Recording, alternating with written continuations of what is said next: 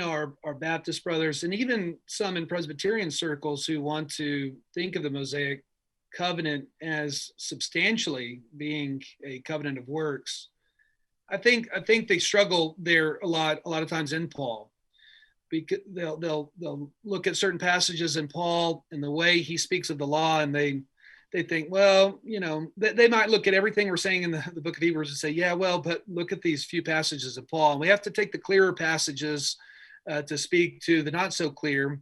And I don't know if Peter would recommend that to use Paul as the more clear, at least in certain places, because he is more difficult in some places. And I think those are some of those more difficult passages. But one guy who really, a professor who helped me in reading some of his work, really helped me out on this, was Cornelis Venema. And he has a couple articles or essays out there that was very helpful, especially as our Baptist friends and certain Presbyterians would say, well, look at how Paul uses Leviticus 18:5, for example, in both Galatians and Romans.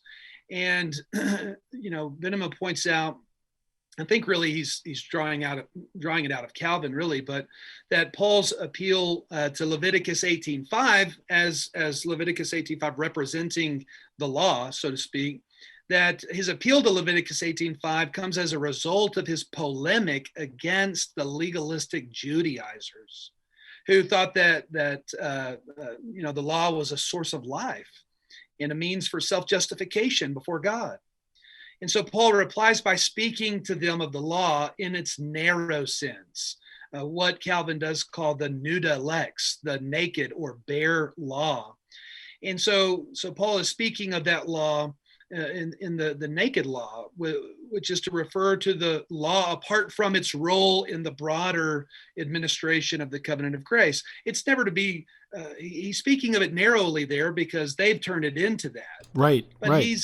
He's not trying to say that that's its only function in the where it sits in the history of redemption.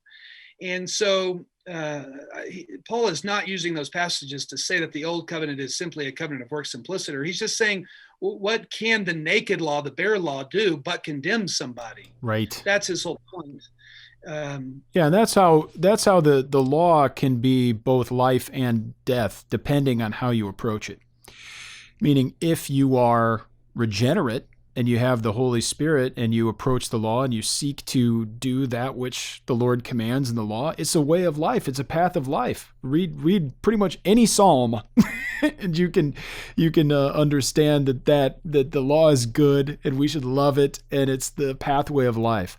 But if you approach the law outside of Christ, if you approach it apart from the Holy Spirit and you approach it in your own strength, seeking either to merit your own salvation or somehow redeem yourself from the sins that you've committed in the past, or even from your original sin, you will die.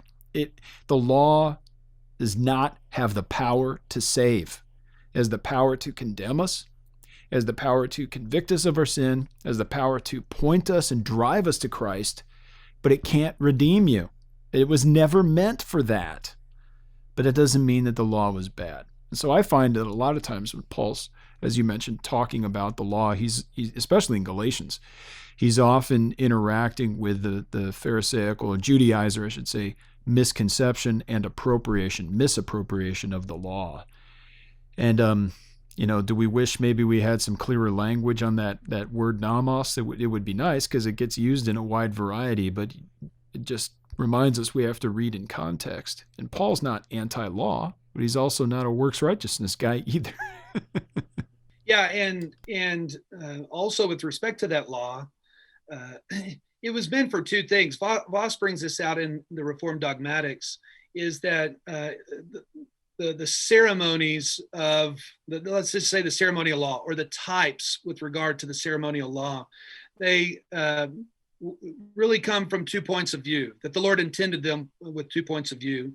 Number one, as demands of God to the people.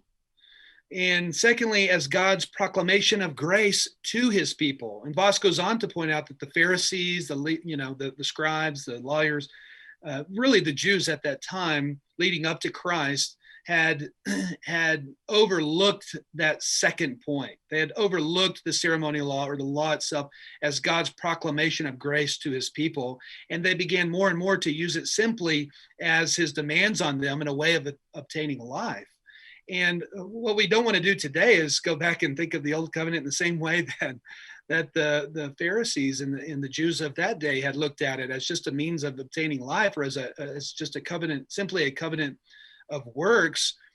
But that, I think that brings us back to what Meredith Kline was trying to suggest, with a realized eschatology being present at that time. Apply all of what we were just saying about Meredith Kline, and you begin to realize that there's a real sacramental nature to those sacrifices and to the ceremonial law and to all the types of the Old Testament.